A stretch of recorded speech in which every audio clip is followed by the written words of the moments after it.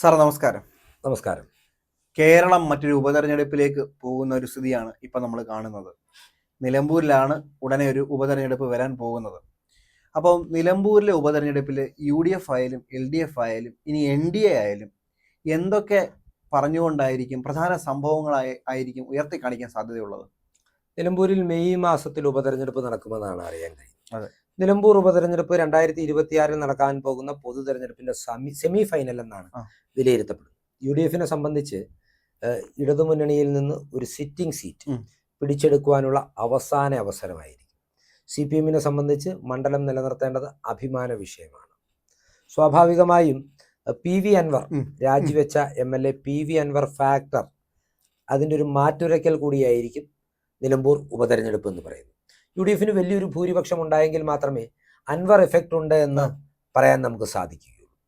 പിന്നെ UDF സ്വാഭാവികമായി ഉയർത്തിക്കാട്ടുക വീണ വിജയൻ സാമ്പത്തിക കുറ്റകൃത്യ കേസിൽ പ്രതിയായ ഒരു വിഷയമായിരിക്കും. അതെ, അത് വലിയൊരു പ്രചരണായുധമായി UDF ഉപയോഗിക്കും. ഇപ്പൊ 2 സ്റ്റെപ്പ് ഒന്ന് പുറകോട്ട് വെച്ചിട്ട് ഇപ്പം മുന്നോട്ട് കുതിക്കാനിരിക്കും. അതെ. അതായത് മാത്യു കോഴൽനാടൻ സമർപ്പിച്ച വിജിലൻസ് ഹർജി, അന്വേഷണം ആവശ്യപ്പെട്ടുള്ള ഹർജി ഹൈക്കോടതി തള്ളിയതിനാൽ പിന്നോക്കം പോയിരുന്ന UDFന് ഇപ്പോൾ വീണ്ടും ഒരു ആയുധം ലഭിച്ചിരിക്കുകയാണ്. ഇനി NDAയിലേക്ക് വരുമ്പോൾ വലിയ ശക്തിയൊന്നും ഇല്ലാത്തൊരു മണ്ഡലമാണെങ്കിൽ കൂടിയും ഇത്തവണ ഈ വഖഫ് വിഷയം വലിയൊരു പ്രചരണ ആയുധമാക്കുവാൻ സാധ്യതയുണ്ട്. പ്രത്യേകിച്ച് അവിടുത്തെയുള്ള ക്രൈസ്തവരായ മലയോര കർഷകരുടെ വോട്ടുകൾ അതിലേക്കൊരു കടന്നുകയറ്റം ലക്ഷ്യമിട്ടുകൊണ്ട് ഈ വഖഫ് വിഷയവും അതുപോലെ തന്നെ മുഖ്യമന്ത്രിയുടെ മകൾക്കെതിരായ ആരോപണങ്ങളും NDA ഉയർത്തിക്കാട്ടും. UDF പിന്നെ ഇതിനെല്ലാം അധികമായി ഇവിടെയുള്ള ക്ഷേമ പെൻഷൻ തടസ്സപ്പെട്ടത്, ഇവിടെ വയനാട്ടിലെ പുനരധിവാസം, വിലക്കയറ്റം, മലയോര കർഷകരുടെ വെല്ലുവിളി, വന്യജീവി ആക്രമണം, ഇതെല്ലാം UDF പ്രചരണ വിഷയമാണ്. CPMനെ സംബന്ധിച്ച് വികസനം മുന്നോട്ട് വെച്ചായിരിക്കും അവർ പോവുക. CPMനും ഇടതുമുന്നണിക്കും വലിയൊരു വെല്ലുവിളി ഉള്ളതെന്ന് പറഞ്ഞാൽ ഇതൊരു സർക്കാരിന്റെ മാറ്റുരയ്ക്കലായിരിക്കും എന്ന കാര്യത്തിൽ ഒരു തർക്കവും. തീർച്ചയായിട്ടും അങ്ങനെയുള്ളപ്പോൾ അവർ വികസനം ഉയർത്തിക്കാട്ടിയായിരിക്കും തെരഞ്ഞെടുപ്പിനെ നേരിടാൻ ശ്രമിക്കുക. അതിന്റെ ഭാഗമായി മുഹമ്മദ് റിയാസ് ഒരുപാട് പദ്ധതികൾ, റോഡുകളൊക്കെ ഉദ്ഘാടനം ചെയ്യുന്നുണ്ട്. പാതി വഴിയിൽ റോഡുകൾ ഉദ്ഘാടനം ചെയ്യുകയാണെന്ന് അൻവർ ആരോപണവും ഉന്നയിച്ചിട്ടുണ്ട്. ഇതൊക്കെയാണ് പ്രധാനപ്പെട്ട സംഭവ വികാസം. ചിലപ്പം കഥ തുറക്കുന്ന നിലമ്പൂരുകാർ രാവിലെ മന്ത്രിമാരെയൊക്കെ ആയിരിക്കും കണികൊണ്ട്. അല്ല, തീർച്ചയായും അതങ്ങനെ തന്നെ വലിയ കാട്ടിളക്കിയുള്ള പ്രചരണമായിരിക്കും. ഈ UDFന്റെ വിജയ സാധ്യതകൾ എത്രത്തോളം ഉണ്ട്? അതുപോലെ തന്നെ ആരായിരിക്കും UDFന്റെ ഒരു സ്ഥാനാർത്ഥിയായിട്ട് വരാനുള്ള സാധ്യതയുള്ളത്? UDFന്റെ വിജയ സാധ്യതയെ കുറിച്ച് നമ്മൾ പറയുമ്പോൾ 2016-ലും 2021-ലും CPM അവിടെ നിന്ന് വിജയിക്കുന്നത് PV അൻവറിന്റെ സ്ഥാനാർത്ഥിത്വത്തിലൂടെ. അൻവർ ഒരു കോൺഗ്രസ് പശ്ചാത്തലമുള്ള നേതാവായിരുന്നു. അദ്ദേഹത്തെ അപ്പോൾ ആ ക്യാമ്പിൽ നിന്ന് അടർത്തിയെടുത്ത് ഇടതുമുന്നണിയുടെ സ്ഥാനാർത്ഥിയായി അവതരിപ്പിച്ചപ്പോഴാണ് അവർക്ക് വിജയം വരാൻ. അതിനു മുമ്പുള്ള ഒരു 29 കൊല്ലക്കാലം തുടർച്ചയായി ആര്യാടൻ മുഹമ്മദ് എന്ന സീനിയർ കോൺഗ്രസ് നേതാവ് വിജയിച്ച മണ്ഡലം കൂടിയാണ് നിലമ്പൂർ. അതുകൊണ്ട് UDFനും വലിയ സ്വാധീനമുണ്ട്. UDFന് ഒരു ചെറിയ മേൽക്കൈയുള്ള മണ്ഡലമാണ് നിലമ്പൂർ എന്ന് പറഞ്ഞാൽ പോലും തെറ്റില്ല. സത്യം. ഈ സ്ഥാനാർത്ഥിത്വത്തിലേക്ക് വരുമ്പോൾ അവിടെ സ്ഥാനാർത്ഥിത്വത്തിന് വേണ്ടി അവകാശവാദം കോൺഗ്രസിൽ നിന്ന് ഉന്നയിക്കുന്നത് 2 നേതാക്കളാണ്. ഒന്നാമത്തെ ആളെന്ന് പറയുന്നത് DCC അധ്യക്ഷനായ VS ജോയിയാണ്. രണ്ടാമത്തെ ആൾ ആര്യാടൻ മുഹമ്മദിന്റെ മകൻ ആര്യാടൻ ഷൗക്കത്താണ്. ആര്യാടൻ ഷൗക്കത്ത് 2016-ൽ ആര്യാടൻ മുഹമ്മദ് മാറി നിന്ന തെരഞ്ഞെടുപ്പിൽ മത്സരിക്കുകയും 10,000-ഓളം വോട്ടുകൾക്ക് അൻവറിനോട് പരാജയപ്പെടുകയും ചെയ്തതാണ്. VS ജോയിയെ സംബന്ധിച്ച് പറയുകയാണെങ്കിൽ ഇപ്പോൾ ഉണ്ടായിരിക്കുന്ന ഈ വഖഫുമായി ബന്ധപ്പെട്ടുള്ള സംഭവ വികാസങ്ങൾ VS ജോയിക്ക് കൂടുതൽ അനുഗ്രഹീതമാകുമെന്നാണ് ഞാൻ വിശ്വസിക്കുന്നത്. VS ജോയിക്ക് മറ്റൊരു പ്രത്യേകത കൂടിയുണ്ട്.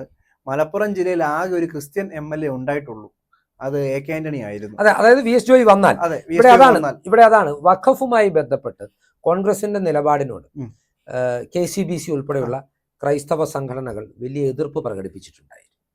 അപ്പോൾ അങ്ങനെ ക്രൈസ്തവ വിഭാഗം BJPയോട് അടുക്കുന്നത് തൃശ്ശൂരിൽ ഉൾപ്പെടെ കോൺഗ്രസിന് വലിയ പ്രതികൂലമായിട്ടുള്ള ഒരു ഘടകമായിരുന്നു. എന്നാൽ ക്രൈസ്തവ വിഭാഗത്തെ വിശ്വാസത്തിലെടുക്കുവാൻ വേണ്ടി ഇവിടെ നിന്ന് AK ആന്റണിക്ക് ശേഷം ഒരു ക്രിസ്ത്യൻ MLA എന്നുള്ള രീതിയിൽ VS ജോയിക്ക് UDF സ്ഥാനാർത്ഥിത്വം നൽകാൻ സാധ്യതയുണ്ട്. ഈ നീക്കത്തിന് മുസ്ലിം ലീഗും അനുകൂലമാണ്. കാരണം അതൊരു അവരുടെ UDFന്റെ ഒരു സ്ട്രാറ്റജിക് മൂവ്. ഇപ്പോൾ അങ്ങനെയാണ് നടക്കുന്നത്. വഖഫിൽ ഇടയുന്ന ക്രൈസ്തവരെ VS ജോയിയുടെ സ്ഥാനാർത്ഥിത്വത്തിലൂടെ അനുനയിപ്പിക്കാം. നമ്മൾ ഓർക്കണം, 1995-ൽ ഉപതെരഞ്ഞെടുപ്പ് നടന്നപ്പോൾ മാത്രമാണ് AK ആന്റണി വിജയിച്ചാണ് നിലമ്പൂരിൽ മലപ്പുറം ജില്ലയിൽ നിന്ന് ഒരു ക്രിസ്ത്യൻ MLA ഉണ്ടായത്, തിരൂരങ്ങാടിയിൽ നിന്ന്. 96-ൽ അദ്ദേഹം ഈ മണ്ഡലം ഉപേക്ഷിക്കുകയും. തീർച്ചയായിട്ടും. അപ്പൊ അങ്ങനെ കേവലം ഒരു വർഷത്തെ കാലത്തേക്ക് മാത്രമാണ് ഒരു ക്രൈസ്തവ MLA മലപ്പുറം ജില്ലയിൽ നിന്നുണ്ടായത്. ആ ഒരു പേരിനൊരു മാറ്റം വരുത്തുവാൻ ഒരു മുസ്ലിം ഭൂരിപക്ഷ മണ്ഡലത്തിൽ നിന്ന് ഒരു ക്രൈസ്തവനെ നിർത്തി സ്ഥാനാർത്ഥിയാക്കി അവതരിപ്പിച്ച് വിജയിപ്പിച്ചാൽ ക്രൈസ്തവരെ മൊത്തത്തിൽ കേരളത്തിൽ വിശ്വാസത്തിൽ എടുക്കാമെന്നാണ് UDF-ന്റെ ഒരു വിലയിരുത്തൽ. പണി ചെയ്യുന്ന ഒരു DCC പ്രസിഡന്റ് എന്ന് പറഞ്ഞാൽ വളരെ ചുരുക്കമേ ഉള്ളൂ എന്നാണ് KPCC തന്നെ പറയുന്നത്. അതെ അതെ, അതിൽ അംഗീകരിക്കപ്പെടുന്ന കേരളത്തിലെ ഏറ്റവും മികച്ച DCC പ്രായംകാരായി പറഞ്ഞു കേൾക്കുന്ന 2 പേരുകളാണ്. ഒന്ന് VS ജോയിയും ഒന്ന് മുഹമ്മദ് ഷിയാസും.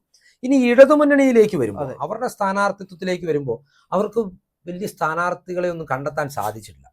M സ്വരാജിന് നിലമ്പൂരിന്റെ ചുമതല നൽകി, എങ്കിലും അദ്ദേഹം സ്ഥാനാർത്ഥിയായേക്കുമെന്നുള്ള പ്രചരണത്തെ അദ്ദേഹം തന്നെ തള്ളിക്കളഞ്ഞു. സ്വരാജ് തൃക്കാക്കരയിൽ മാജിക കാണിക്കുമെന്നും പറഞ്ഞ് വന്നതാണ്. അത് പ്രചരണ ചുമതലയായിട്ട്. നിലമ്പൂരിലും പ്രചരണ ചുമതലയാണ്. എന്നാൽ സ്വരാജ് സ്ഥാനാർത്ഥിയാകുമെന്നും ഒരു വാർത്ത പുറത്തു വന്നിരുന്നു. എന്നാൽ അത് അദ്ദേഹം തന്നെ തള്ളിക്കളഞ്ഞിട്ടുണ്ട്. താൻ മത്സരരംഗത്ത് ഉണ്ടാവില്ല എന്നാണ് സ്വരാജ് വ്യക്തമാക്കിയത്. പാർട്ടി നിലപാടെടുക്കും. സാധാരണ CPM-കാർ പറയും പാർട്ടി തീരുമാനിക്കും. ഇതങ്ങനെയല്ല, താൻ ഉണ്ടാവില്ല എന്ന് തന്നെ സ്വരാജ് പറഞ്ഞു. CPM-ലെ മറ്റൊരു പിണറായി വിജയനാണെന്നാണ് സ്വരാജിനെ കുറിച്ച് പൊതുവെ പറയുന്നത്. ധാർഷ്ട്യം. അതെ, അതുകൊണ്ടാണ് തൃപ്പൂണിത്തറ പോയതും. അതെ അതെ, അല്ല അതല്ല ഞാൻ ഇവിടെ പറയുന്നത്. കൃത്യമായിട്ട് സ്വരാജ് മത്സരരംഗത്ത് ഉണ്ടാവില്ല എന്ന് അദ്ദേഹം തന്നെ വ്യക്തമാക്കുന്നു. അപ്പോൾ ഇനി CPM-ന്റെ പ്രതീക്ഷ എന്ന് പറയുന്നത് VS ജോയിക്ക് സ്ഥാനാർത്ഥിത്വം കോൺഗ്രസ് നൽകുകയാണെങ്കിൽ ആര്യാടൻ ഷൗക്കത്ത് പാർട്ടിയോട് ഇടയുമെന്നും പുറത്തു വരുമെന്നും ഒരു പാലക്കാട് മോഡലിൽ കോൺഗ്രസിൽ നിന്ന് തന്നെ ഒരു സ്ഥാനാർത്ഥിയെ കണ്ടെത്താനുമാവും CPM ശ്രമിക്കുക. പക്ഷെ ആര്യാടൻ ഷൗക്കത്തിന് കോൺഗ്രസ് നേതൃത്വം 2026-ൽ ഒരു താരതമ്യേന സുരക്ഷിതമായ ഒരു മണ്ഡലം വാഗ്ദാനം ചെയ്ത് അദ്ദേഹത്തെ അനുനയിപ്പിക്കുമെന്നുള്ള റിപ്പോർട്ടുകളും ഇപ്പോൾ പുറത്തു വരുന്നുണ്ട്. ആര്യാടൻ മുഹമ്മദ് തന്നെ മുസ്ലിം ലീഗുമായിട്ട് പലതരത്തിലുള്ള അഭിപ്രായ ഭിന്നതകൾ ഉണ്ടായതുകൊണ്ടാണ് 16-ൽ ഷൗക്കത്ത് തോറ്റുപോയത്. അതുകൊണ്ട് ഒന്നും കൂടി ഒന്ന് ഷൗക്കത്തിനെ സംബന്ധിച്ച് അത് മാത്രമല്ല പ്രശ്നം. നമ്മൾ മനസ്സിലാക്കേണ്ടത് ഒരു കാര്യം, ഷൗക്കത്ത് നിലമ്പൂർ മുനിസിപ്പാലിറ്റിയുടെ ചെയർമാനായിരുന്നു. പക്ഷെ അദ്ദേഹം നിയമസഭാ തെരഞ്ഞെടുപ്പിൽ മത്സരിച്ചപ്പോൾ ഏറ്റവും അധികം വോട്ടുകൾക്ക് പിന്നിൽ പോയത് ഈ നിലമ്പൂർ മുനിസിപ്പാലിറ്റിയിലായിരുന്നു. അപ്പൊ അതൊക്കെ ഘടകങ്ങളാണ്. അപ്പോൾ ഇവിടെ CPM സത്യത്തിൽ നിരായുധരാണ് മുഖ്യമന്ത്രിയുടെ മകൾക്കെതിരെ. ഇവിടെ മറ്റൊരു കാര്യം കൂടിയുള്ളൂ, ഒരുപാട് സംഭവ വികാസങ്ങൾ ഇനിയും നടന്നേക്കാം. അതായത് സെക്ഷൻ 447 പ്രകാരമാണ് വീണ വിജയനെ പ്രതി ചേർത്തിരിക്കുന്നത്. ഇത് സ്വാഭാവികമായും ജാമ്യം ലഭിക്കുന്ന ഒരു വകുപ്പല്ല. അവിടെ തെളിവുകൾ, സാക്ഷികൾ എന്നിവർ സ്വാധീനിപ്പിക്കപ്പെടാൻ സാധ്യതയുണ്ടെങ്കിൽ കോടതി ജാമ്യം നിഷേധിക്കാം. ഇവിടെ ആരാണ് വീണ വിജയൻ? സംസ്ഥാനം ഭരിക്കുന്ന മുഖ്യമന്ത്രിയുടെ മകളാണ്. ഈ കമ്പനി CMRL എന്ന് പറയുന്ന കമ്പനിയിൽ കേരളത്തിൻ്റെ KSIDCക്ക് പൊതുമേഖലാ സ്ഥാപനമായ Kerala state industrial development corporation 15% ഓഹരി പങ്കാളിത്തമുണ്ട്. അപ്പം മുഖ്യമന്ത്രിയുടെ മകൾക്ക് വേണ്ടി സാക്ഷികളെയോ തെളിവുകളെയോ സ്വാധീനിക്കുവാനുള്ള ശ്രമമുണ്ട് എന്ന് കരുതി ഒരുപക്ഷെ വീണ വിജയൻ ജാമ്യം നിഷേധിക്കപ്പെട്ട് ജയിലിലായേക്കാം നിലമ്പൂർ ഉപതെരഞ്ഞെടുപ്പ് നടക്കുന്ന വഴി. അല്ലെങ്കിൽ അത് ഒഴിവാക്കണമെങ്കിൽ പിണറായി വിജയൻ രാജിവെച്ച് മാറി നിൽക്കേണ്ടി വരും. അങ്ങനൊരു സ്വാധീനം ഉണ്ടാവില്ല എന്ന് വരണമെങ്കിൽ. ഇതൊക്കെയാണ് ഒരുപാട് സംഭവ വികാസങ്ങൾ ഇനിയും ഉണ്ടാവാനുണ്ട്. വഖഫുമായി ബന്ധപ്പെട്ട് ഇനിയും ചർച്ചകൾ ഉയർന്നു വരാൻ. BJP ഇന്ന് തന്നെ മുനമ്പത്ത് വഖഫ് ബിൽ പാസ്സായതിന് പിന്നാലെ നമ്മൾ ഈ വീഡിയോ എടുക്കുന്ന ദിവസം, അതായത് വെള്ളിയാഴ്ച, രാജീവ് ചന്ദ്രശേഖറും തുഷാർ വെള്ളാപ്പള്ളിയും ഷോൺ ജോർജും ഉൾപ്പെടെയുള്ള BJPയുടെ പ്രധാന നേതാക്കൾ മുനമ്പത്ത് എത്തുകയും ആഹ്ലാദാരവങ്ങളോടുകൂടി സമരസമിതിക്കാർ അവരെ സ്വീകരിക്കുകയും 50 സമരക്കാർ BJP അംഗത്വം എടുക്കുകയും ചെയ്തു. അതുകൊണ്ട് BJPയും വലിയ കടന്നുകയറ്റത്തിന് ശ്രമിക്കാം, ഷോൺ ജോർജ് ഉൾപ്പെടെയുള്ളവരെ. കാരണം ഈ പാല, പൂഞ്ഞാർ, മീനച്ചിൽ താലൂക്കിന്റെ പ്രദേശങ്ങളിൽ നിന്ന് അങ്ങോട്ടേക്ക് കുടിയേറിയ ഒരുപാട് മലയോര കർഷകർ ഇവിടെയുണ്ട്. പിന്നെ CPM-ന് ഒരുപാട് പ്രതിസന്ധികളുണ്ട്. ഞാൻ ആദ്യം പറഞ്ഞല്ലോ, ഈ വനം മന്ത്രിയുടെ നിലപാടുകൾ, വന്യജീവി ആക്രമണം, അതിന്റെയൊക്കെ ദുരിതം അനുഭവിക്കുന്ന ഒരു ജനത കൂടി. എന്ത് ചോദിച്ചാലും ഞാൻ എന്ത് കാട്ടാനാ എന്ന് പറയുന്ന ഒരു വനം മന്ത്രി. അപ്പോൾ ഇതൊക്കെയാണ് നിലമ്പൂരിന്റെ ഒരു പൊതുചിത്രം എന്ന് പറയുന്നത്. പൊതുവിൽ നമുക്ക് പറഞ്ഞ് അവസാനിപ്പിക്കുവാൻ കഴിയുക, UDF-ന് വലിയ വിജയസാധ്യതയുണ്ട്. CPM നിരായുധരാണ്. ഭൂരിപക്ഷം എത്രയാകും എന്നുള്ള കണക്ക് മാത്രമേ എടുക്കാനുള്ളൂ എന്നാണ് UDF വൃത്തങ്ങൾ പറയുന്നത്. PV അൻവറിനോട് അടുത്ത വൃത്തങ്ങൾ പറയുന്നത്. ഇവിടെ എന്ത് സംഭവിച്ചാലും ഒരു കാര്യം ഉറപ്പാണ്, ഇത് ഭരണത്തിന്റെ വിലയിരുത്തലായിരിക്കും, പിണറായി വിജയന്റെ വിലയിരുത്തലായിരിക്കും.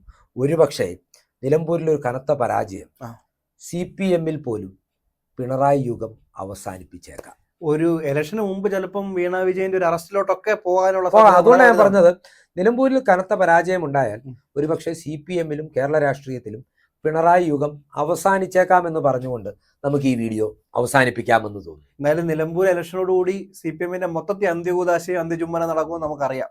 അതറിയാം, തീർച്ചയായും അതറിയാം. അപ്പോൾ നമുക്ക് ഈ വീഡിയോ ഇവിടെ അവസാനിപ്പിക്കാം. പ്രേക്ഷകർ കൂടുതൽ വാർത്തകൾക്കും വിശകലനങ്ങൾക്കുമായി ഞങ്ങളുടെ ചാനൽ സബ്സ്ക്രൈബ് ചെയ്യുക. നമസ്കാരം.